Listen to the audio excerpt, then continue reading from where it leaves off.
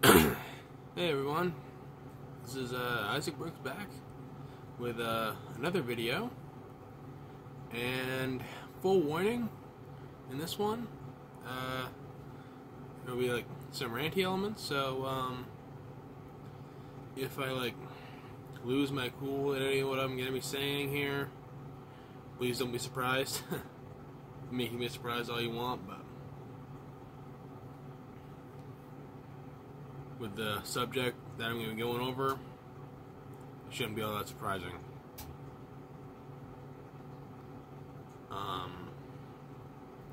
And if there is any swearing or anything like that, I won't be editing that out, because for starters, I don't know how to do that. And two, it makes it a little more real. So, let it happen. I'm not saying it will, I'm just saying if it does, yeah. Anyway, today's topic for the video will be a suggested one from the comment section of last video, when I did the update on the baby mice situation. And for those of you that aren't aware of that, give a little bit of a brief rundown beforehand. Like a week or so ago, my dad was heading out to make a payment on his car or something. I can't remember what, but I was heading out to do something. I heard some squeaking in the corner by the front entry door of the house.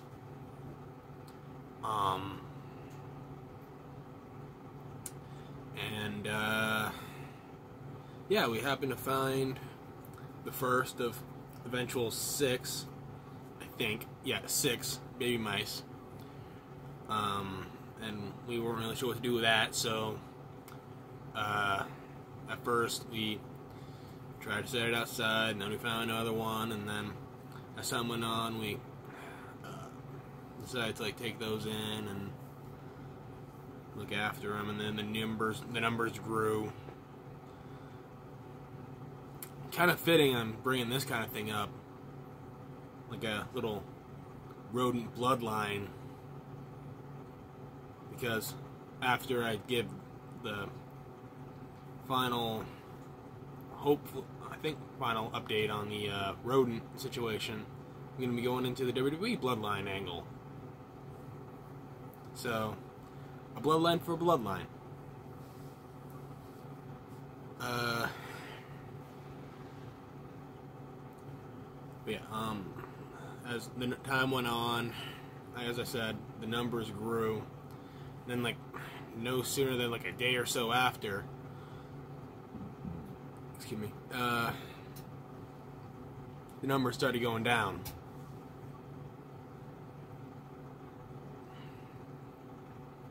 There was one, and then another one, and then oh my god, it was 2 near the end, and then I believe it was the original 2. So it was down to just Pinky and the Brain again.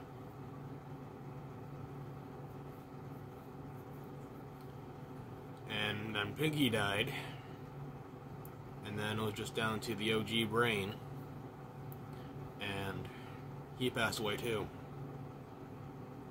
So, in terms of pets in the household, it's just the dog right now. And even though he's a handful and a frustration driver,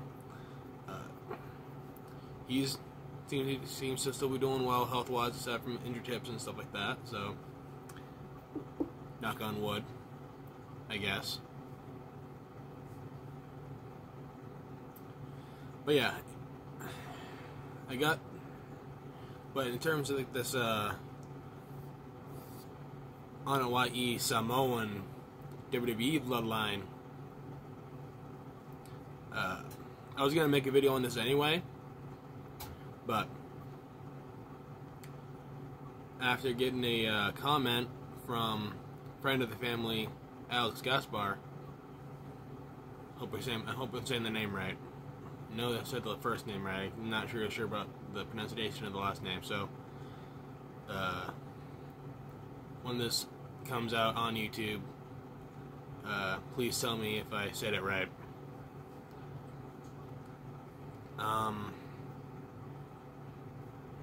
But yeah, I got a comment from him. First, initially making a joke about the whole shirtless comment. No shirtless video comment. Kind of saying like, no shirtless video, now I'm sad, LOL, JK. And then he went on to like, wanting to hear my opinions on the Bloodline, and something I'm gonna save for a different video, my opinions on the heat that Dominic Mysterio has been getting as of late. And I'm sure it's increased by a lot since he won the NXT North American Championship not too long ago. So, yeah, needless to say, I'll make a video on that at some point. But, since WWE on their YouTube channel uploaded a little over 2-hour video going over the rise of main event Jey Uso, I decided, why not throw my hat into the ring?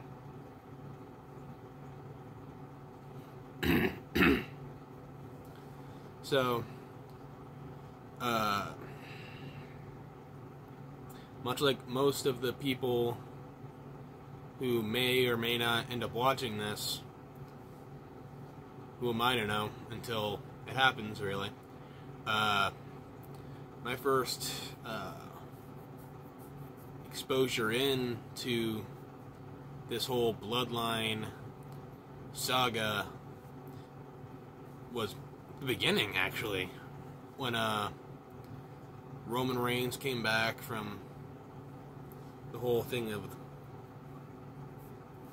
taking time off to avoid getting sick, on top of thermist leukemia, to avoid the coronavirus.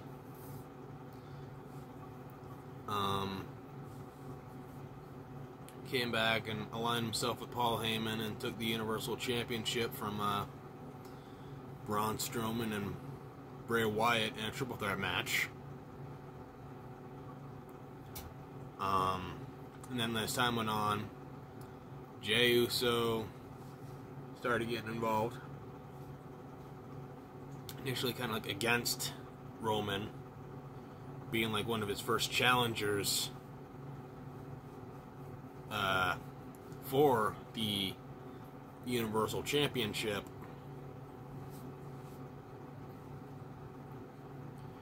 And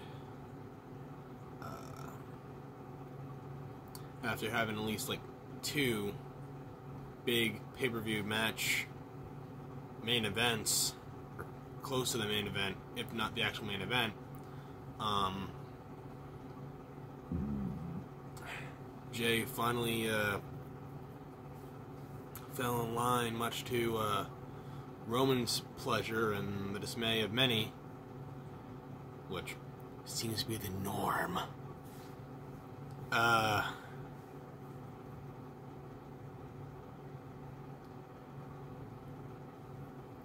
Yeah, and then Jimmy, after a while, started getting more involved.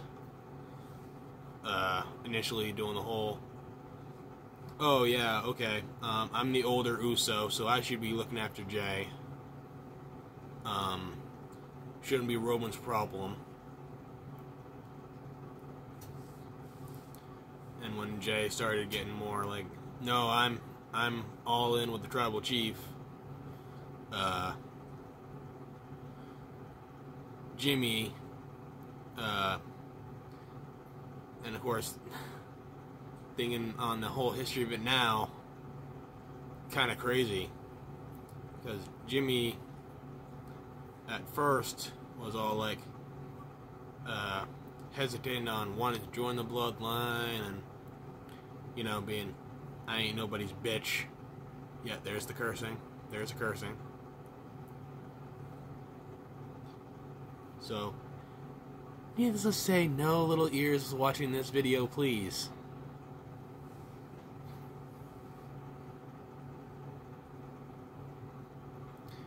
Or any, swearing sensitive people watching either, because I don't need that kind of attention.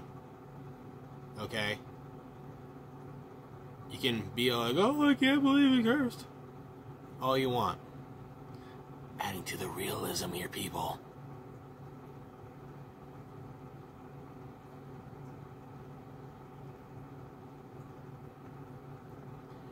But yeah, Jimmy, sorry, was all not wanting to fall in line, but then, of course, he did, and they started, being more of a, security blanket, let's just say, for lack of words, for, Roman. And let's just say, Roman has huge history with being protected. Has since his beginning in the main roster. I mean, Seth and Dean in the Shield. The Usos before the whole Bloodline stuff going down.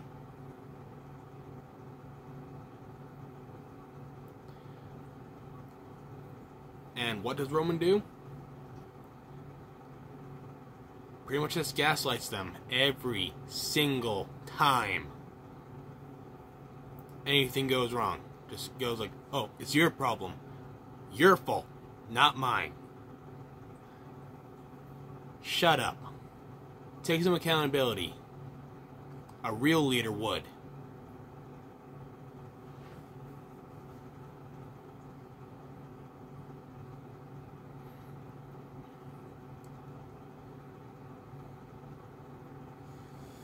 And then, after some time of being a established team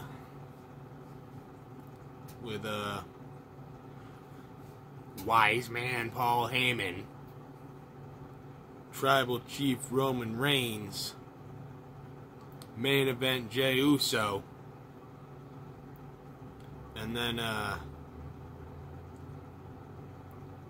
don't really think he had a fancy nickname, but just Jimmy Uso. Eventually gained another number in the support of the honorary Uso, Sami Zayn. And we all know how that turned out, don't we? Sami Zayn trying to fit in, since he had this whole conspiracy kind of thing against him, or at least he thought it was a conspiracy. A lot of people thought he was just absolutely insane, or insane.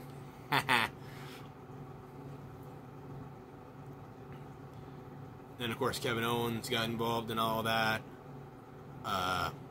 leading to Sami's betrayal of the Bloodline after they went a little too far in a beatdown on Kevin Owens at, what was it, Royal Rumble this year? Or last year? I can't remember which now. Might have been this year, because of the whole Sami versus Roman at Elimination Chamber in Montreal. And then, of course, WrestleMania, having the Usos lose the Unified Tag Team Championships, which is a point I'll get to in just a little bit here. In like the main event of night 1 to Sami and Kevin Owens, while Roman Reigns stayed Universal Champion after defeating Cody Rhodes.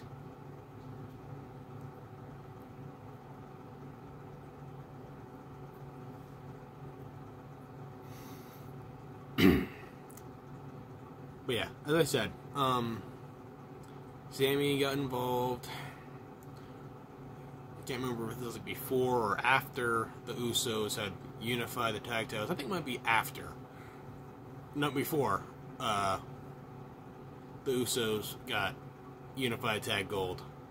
At first, they were just like SmackDown tag team champions, I think.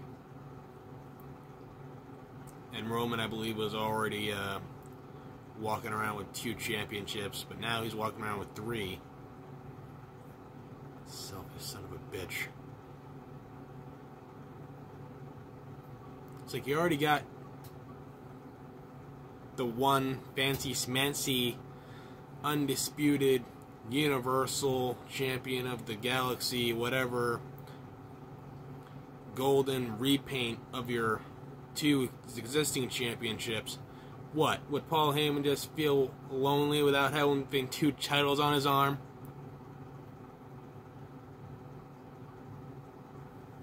Absolutely ridiculous. No need of it.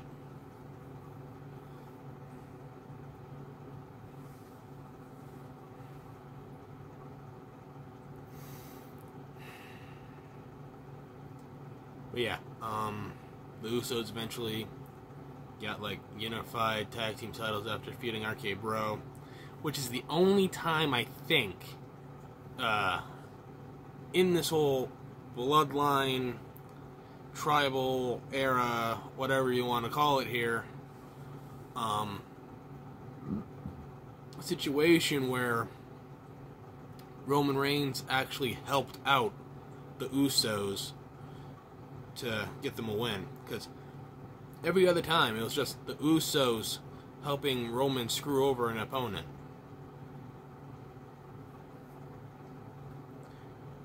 And the Usos were a little more thankful to Roman, more than Roman ever is and ever will if they were still a faction and not crumbling.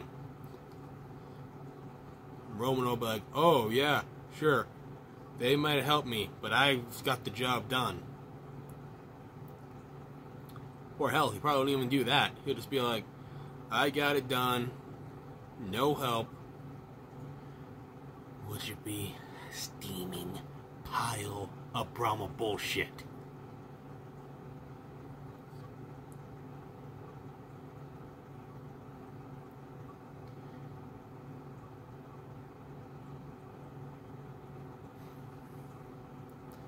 Nice little reference to the true tribal chief, Dwayne "The Rock" Johnson. Yeah, I said it.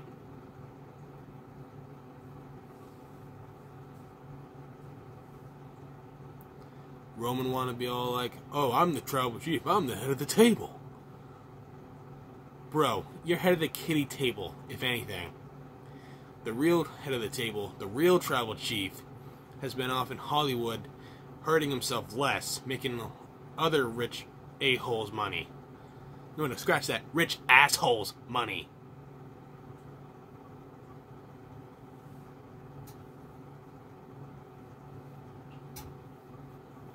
I'm sure Hollywood's not all bad compared to, like, working for the little devil himself, Vincent Kennedy McMahon.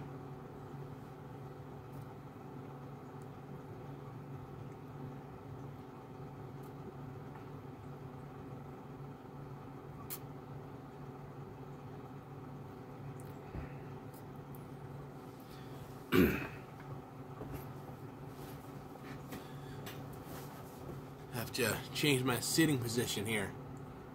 I was just sitting normally. Gotta sit crisscross applesauce for this now.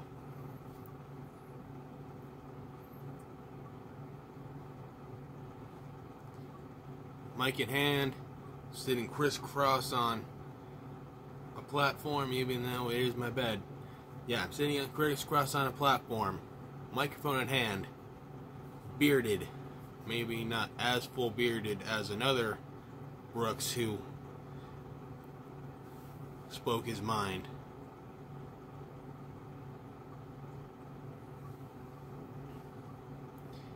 No relation. Just coincidence.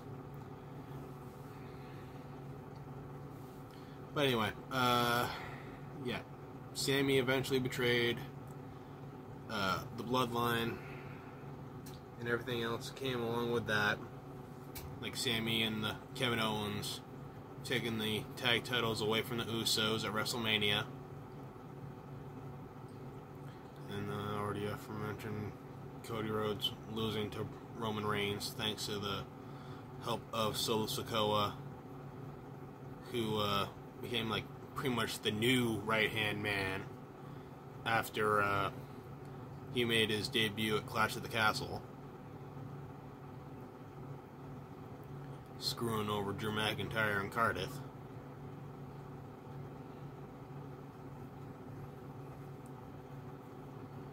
Yeah.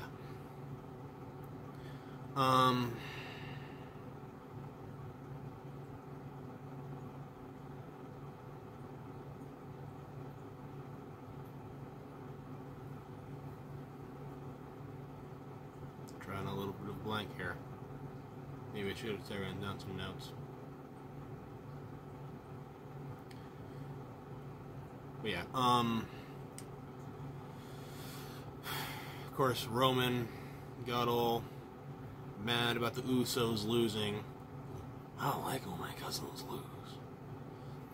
Well, if you don't want your cousins to lose, be a little more helpful, like they've been for you.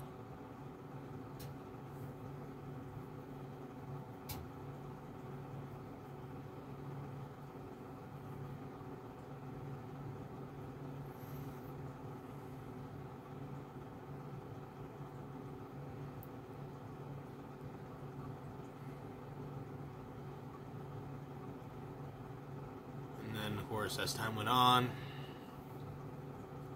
the Usos started getting sick and tired of the shit. How much going like, you know what?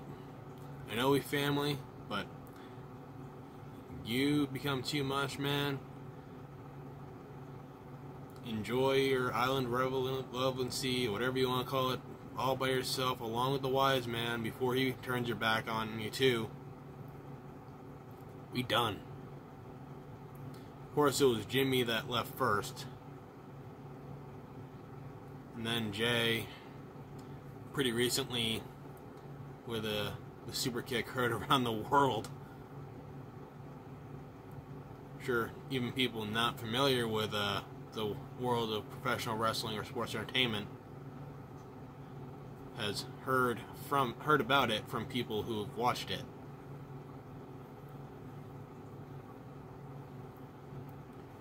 But yeah, pretty much leads us up to recently at Money in the Bank with the Bloodline Civil War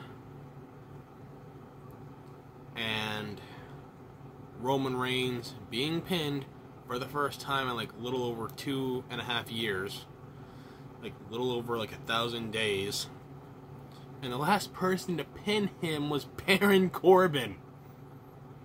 Yeah, get your mind around that one real quick, huh?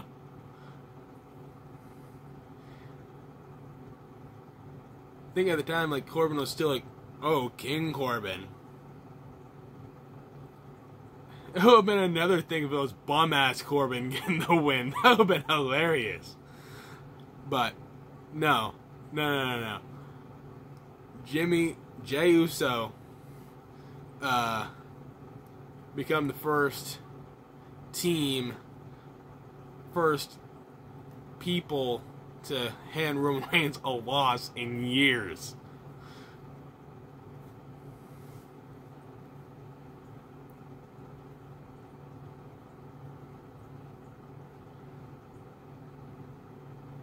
And fittingly enough, before the whole Bloodline angle as a whole, before any of them really reached main event status,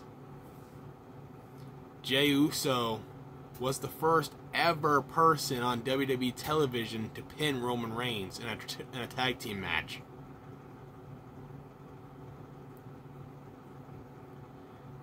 Going full circle with this. Especially with like some of the moments that happened in said Money in the Bank Bloodline Civil War match. With like Roman Reigns getting low blowed by Jay, who kicked out after like a spear and a Superman punch, Which, can we all agree that Superman Punch is lame? I'm like, oh, I'm gonna punch you with this padded fist. The real Man of Steel would be like, not impressed.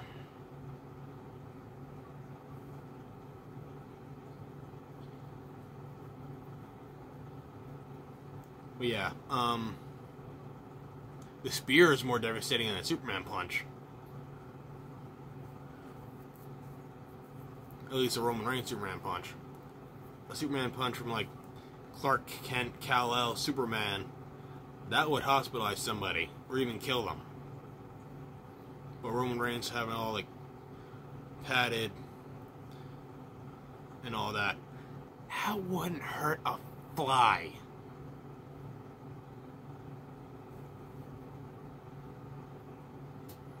And I have a friend who knows a thing or two about hurting flies. Hey Chad, how you doing?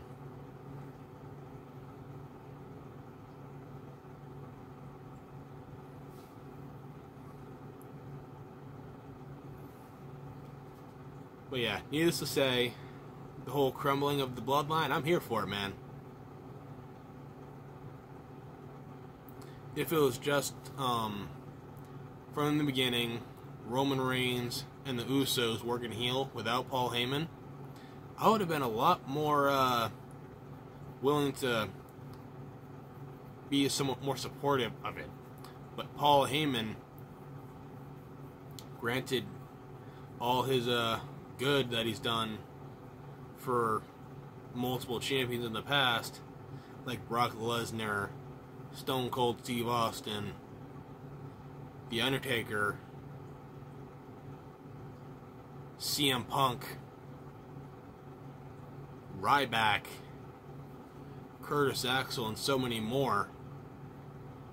His on-screen work, he just seems like an annoying, somebody you want to punch in the face type of guy. And honestly, can I just point this out real quick?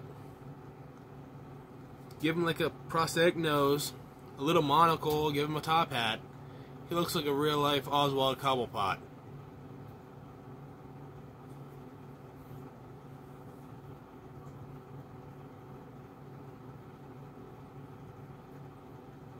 Or maybe even like have him be a little bigger and put him in a white suit.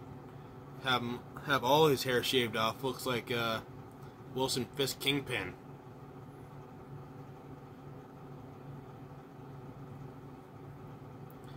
Even though they want to, in the bloodline, kind of paint this as this, paint him as this wise man, all-knowing Uncle Iroh type. Nah. Only thing he's got in common with Uncle Iroh is a hairline. And that's even a disrespectful thing to say about Iroh. I don't even want to put Iroh in the same category as Paul Heyman in any capacity.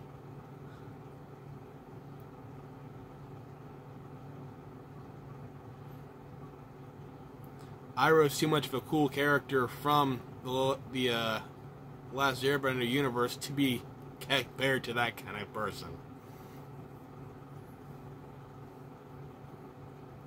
But yeah, the bloodline, the story, I will admit, there are times where it's like one of the greatest things to ever be put on WWE screen.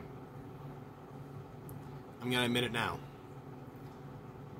Do I agree with a lot of the stuff that happens? No. Especially all the Roman winning constantly.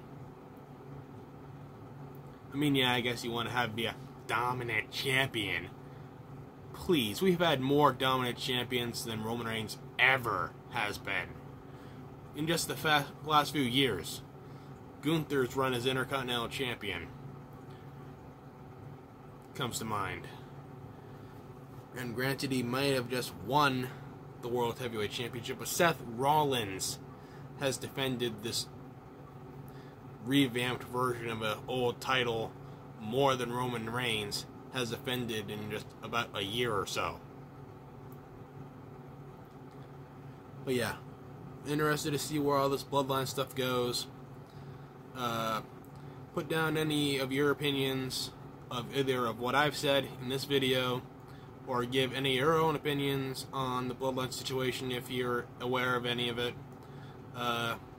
Leave a like if you like the video, obviously.